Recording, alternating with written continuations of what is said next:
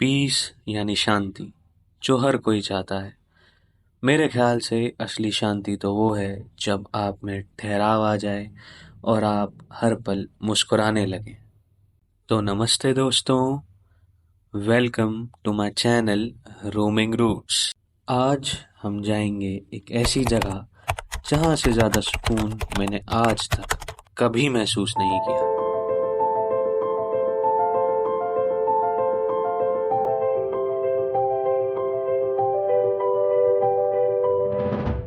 तो बिना देर किए भोले बाबा का आशीर्वाद लेकर हम निकल पड़ते हैं अपने सफर पे, लैंसडाउन से थोड़ी दूर तारकेश्वर के लिए। मुझे एक बात का एहसास हमेशा होता है कि मंजिल तो खूबसूरत होती ही है, लेकिन असली मजा तो उस खामोशी में है जहाँ पर आप हो और ये रास्ता।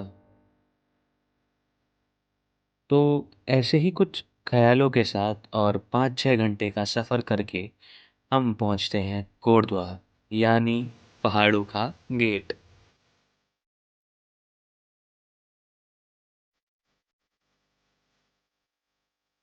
ये जगह ना तो ज़्यादा तेज है और ना ही सुस्त, मानो यहाँ वक्त भी थोड़ा धीरे चलता है। कोटद्वार पार करके शुरू होता है असली सफर और हम पहुंचते हैं डोअड्डा।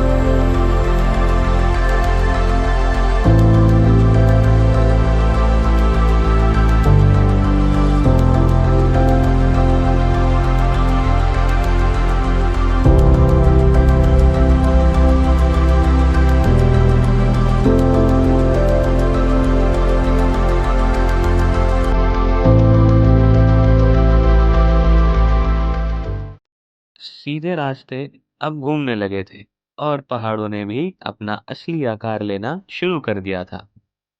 लेंसडाउन से भी लगभग 36 किलोमीटर्स आगे था हमारा आज का स्टे। पर वहां पहुंचने से पहले वहां तक पहुंचने का रास्ता, जिसके लिए मैं सबसे ज्यादा एक्साइटेड था।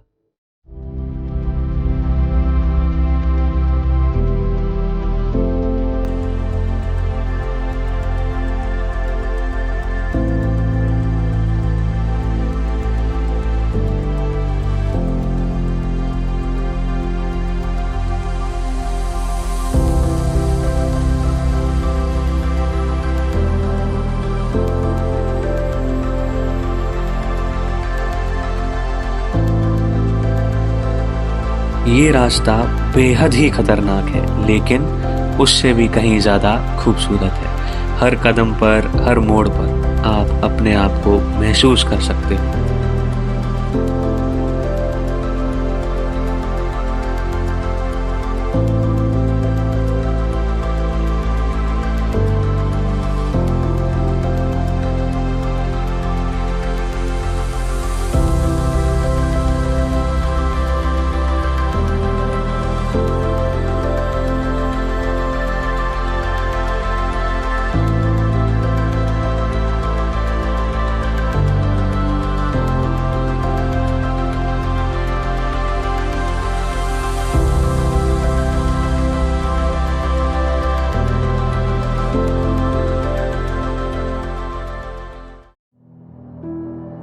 चलते जा रहे थे और फिर हमारे सामने आता है वो जादू बिखेरता हुआ सूरज।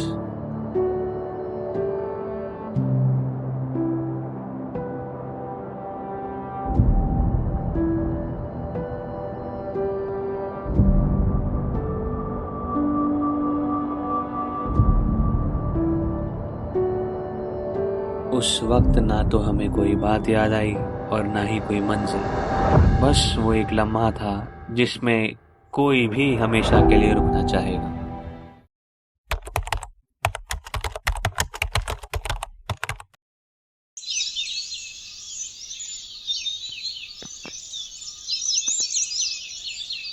सुबह का वक्त, सर्द हवा और ये सन साइलेंट पाइन ट्रीज और इनके बीच ये पूरा चांद, मानो nature was taking me into its arms।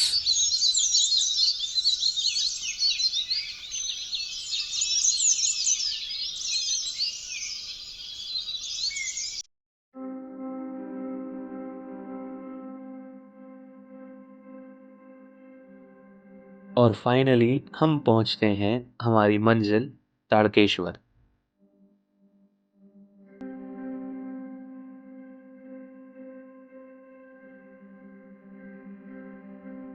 ये कहानी शुरू होती है एक शक्तिशाली दानव से, ताड़कासुर, जिसका सपना अमर होना था। और इसी कारण वो यहाँ आकर भोले बाबा की घोर तपस्या करता है, उन्हें प्रसन्न करता है और उनसे वरदान में यह मांगता है कि सिर्फ और सिर्फ भोले बाबा का पुत्र ही उनको मार पाए, बाकी कोई नहीं। और फिर शुरू होता है ताड़कासुर का अत्याचार। अब बुराई हमेशा जीतती रहे ऐसा तो हो नहीं रहा। तो फिर आगे जाके जन्म होता है भगवान कार्तिकेय का, जो बड़े होकर ताड़कासुर को युद्ध में मार देते हैं। पर कहते हैं कि मृत्यु से पहले ताड़कासुर ने शिव जी से क्षमा मांग ली थी और शिव जी ने उसे क्षमा कर भी दिया था, और तभी इस जगह का नाम पड़ा ताड़केश्वर।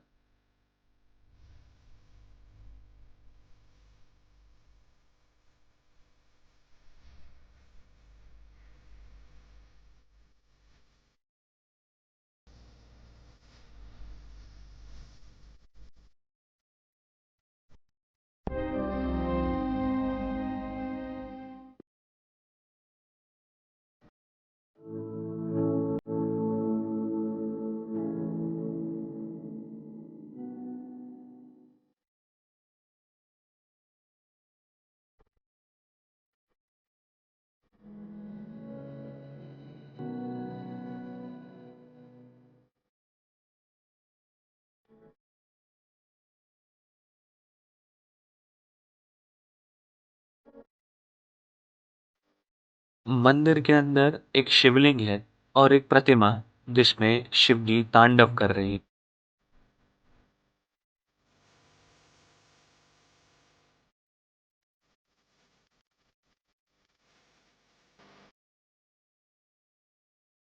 एक देवी माँ का मंदिर भी है, और हमारे नंदी बाबा होना ऐसा तो हो ही नहीं सकता।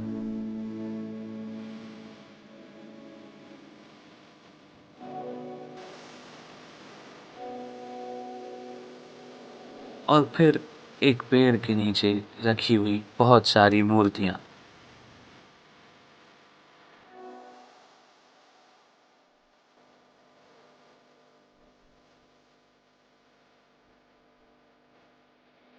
बड़े बड़े पेड़ों के बीच ये बहुत ही खूबसूरत और बहुत ही ज्यादा शांत जगह है। यहाँ मैं जितना भी वक्त बताऊं, मुझे हमेशा कम ही लगता है।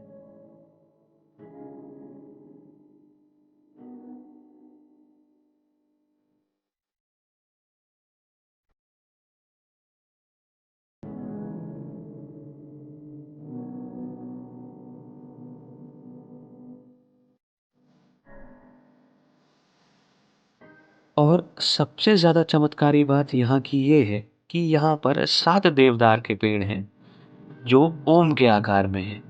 और मान्यता यह है कि ये और कोई नहीं, पार्वती माँ है, जिन्होंने पेड़ों का रूप बनाकर शिव जी की छांव बनाई है।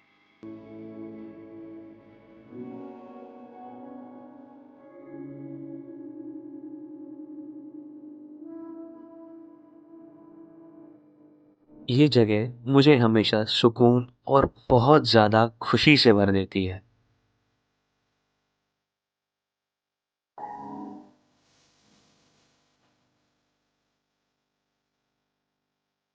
लेकिन अब वापस जाने का समय था।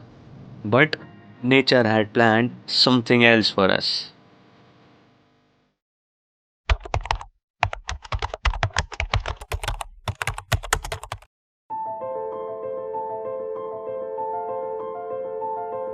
वापस जाने के लिए हम निकल पड़ते हैं एक नए रास्ते पर। इस पर हम पहले कभी भी नहीं आए थे।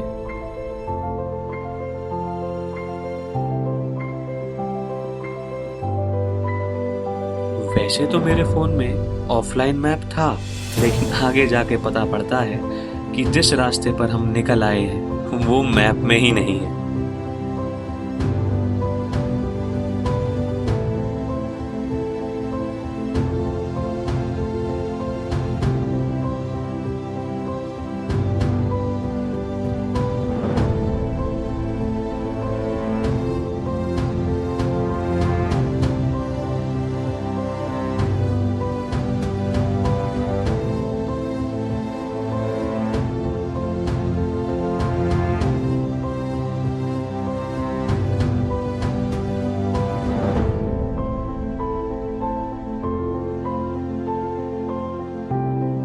दूर दूर तक किसी का कोई भी नामो निशान नहीं था। हम एक तरह से खो ही चुके थे। लेकिन थोड़ा डरते हुए और थोड़ा मुस्कुराते हुए हम उस भयंकर जंगल को पार कर ही लेते हैं और सही सलामत घर वापस आ जाते हैं।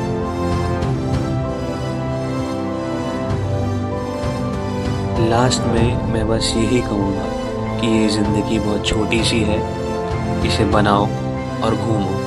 There are various things waiting for you outside your home.